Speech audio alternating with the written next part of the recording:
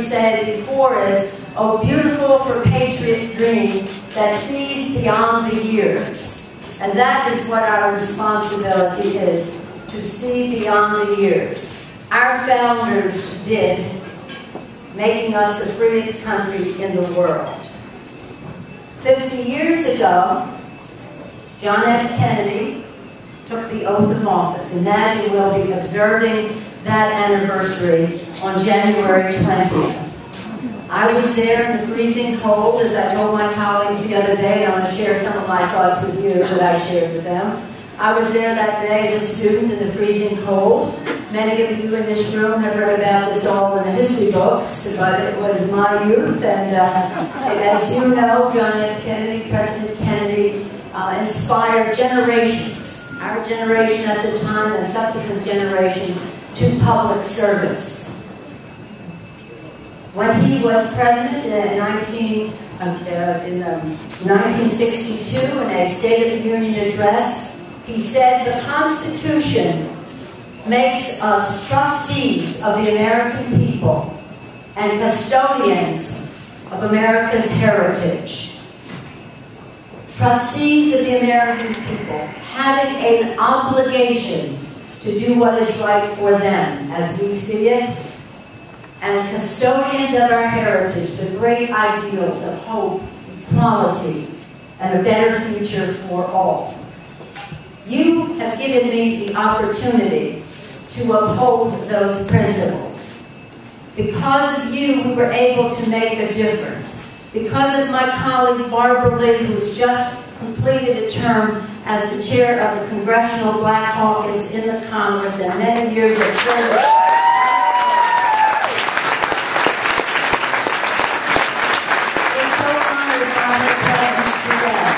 Because of John Garamendi, one of the newest, up until this swearing in, one of the newest members of Congress, our former Lieutenant Governor, a great member of Congress. He came just in time to vote for health care reform.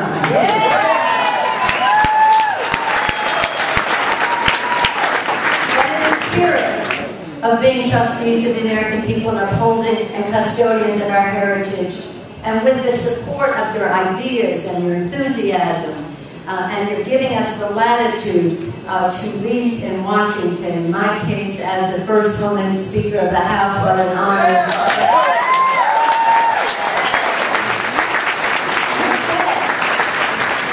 Custodians of our high ideals, we began this term under President Barack Obama and ended it in the same way, expanding freedom in our country. With the first bill that the President signed, the Lilly Ledbetter Fair Pay Act, and reducing discrimination for women in the workplace, and in the last days of the session of Congress, repealing Don't Ask, Don't Tell.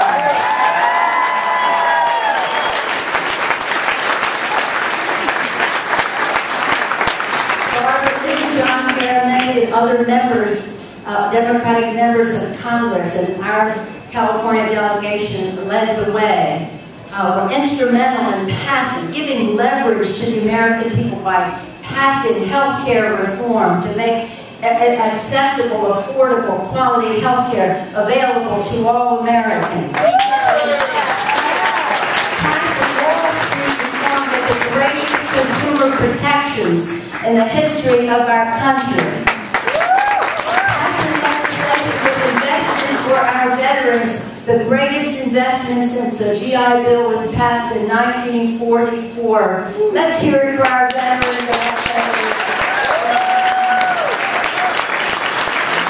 To make college more affordable, with the biggest investments ever in higher education for our young people, making it affordable for them and for their families. The list goes on.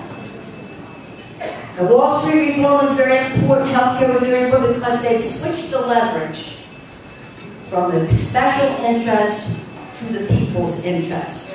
Yeah. As we go forward, we will have to promote those principles.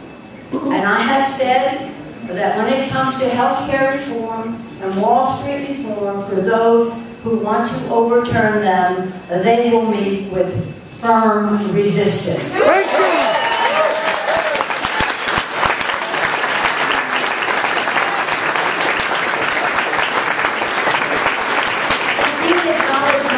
And I want you to, Paul, my husband of 47 years.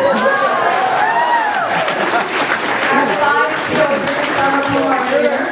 Our precious grandchildren, represented by Isabella. In thanking them, I also want to thank each and every one of you for the opportunity that you have given me. And as we go forward, we will continue to advance the cause of what we pledge in the flag every day: liberty and justice for all. Justice, economic justice, social justice, equality in every way. It is going to be an interesting time.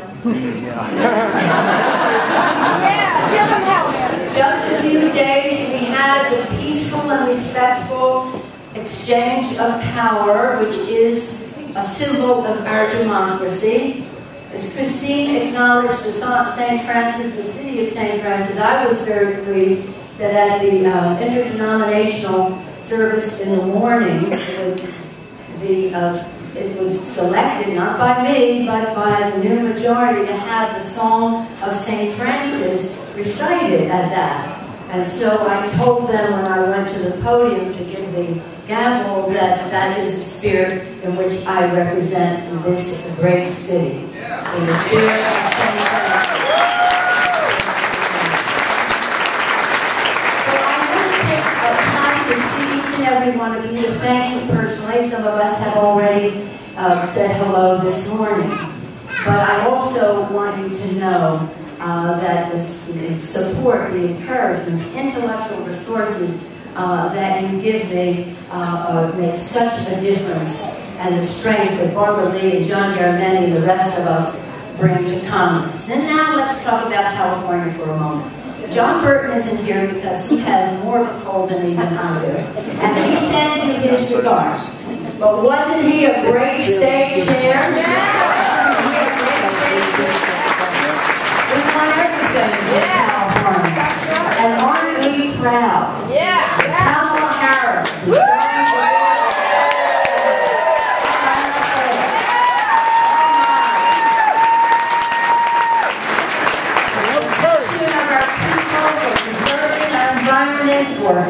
For preserving health care reform, the list goes on and on. A great defender of the public safety, Kamala Harris, was so proud of her. And our mayor, Gavin Newsom, soon to be the lieutenant governor. I don't know if Gavin is still here. Gavin, there he is, Gavin Newsom. Aren't we proud of our mayor?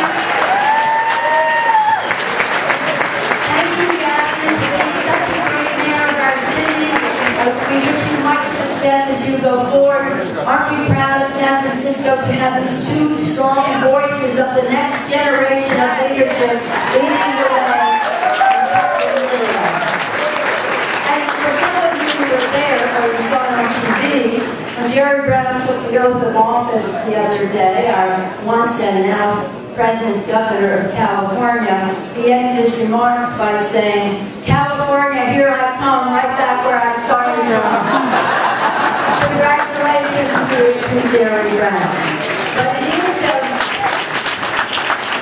is going to be a challenging time, and I think it's very important for all of us to remember that when you are challenging the status quo, when you are challenging the special interest, when you want the leverage to go to the people, whether it's to patients, whether it's to consumers, whether it's to workers, you will have a fight on your hands. And that fight will be one that we will never stop fighting until we have liberty and justice for all. Until we have policies that talk about how we continue to make America #1 with investments in green technologies for the future.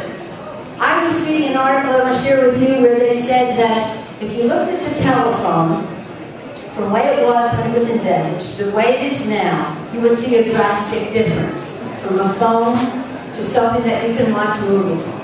But if you looked at our electricity system as Thomas Edison invented it, and you look at it now, it's almost exactly the same.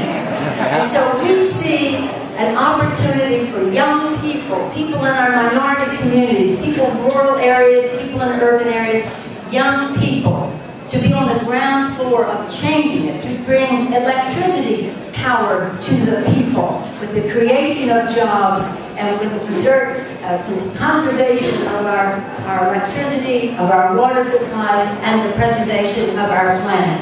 So we in California, we think in entrepreneurial ways about how we go forward.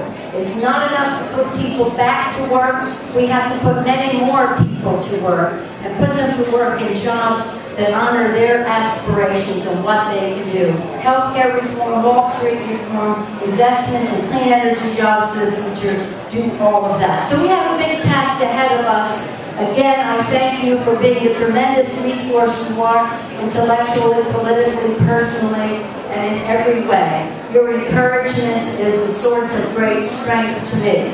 And every day that I serve in the Congress, I tell them, being Speaker, well, that was great. Being leader, that's great.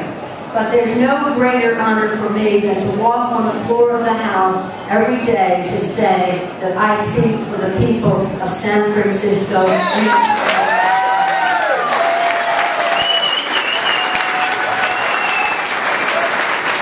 thank you all very much. I wish you a happy new year. I look forward to working with you on all of the ideas to make a better future for our country. And again, let us salute our new leadership of Lieutenant Governor Gavin Newsom, Jerry Brown, the Governor, Kamala Harris, and Herman Portman. And I want again to acknowledge the extraordinary leadership of my Democratic colleagues in the Congress, Congresswoman Gabrielle Giffords, Congressman John Delancey.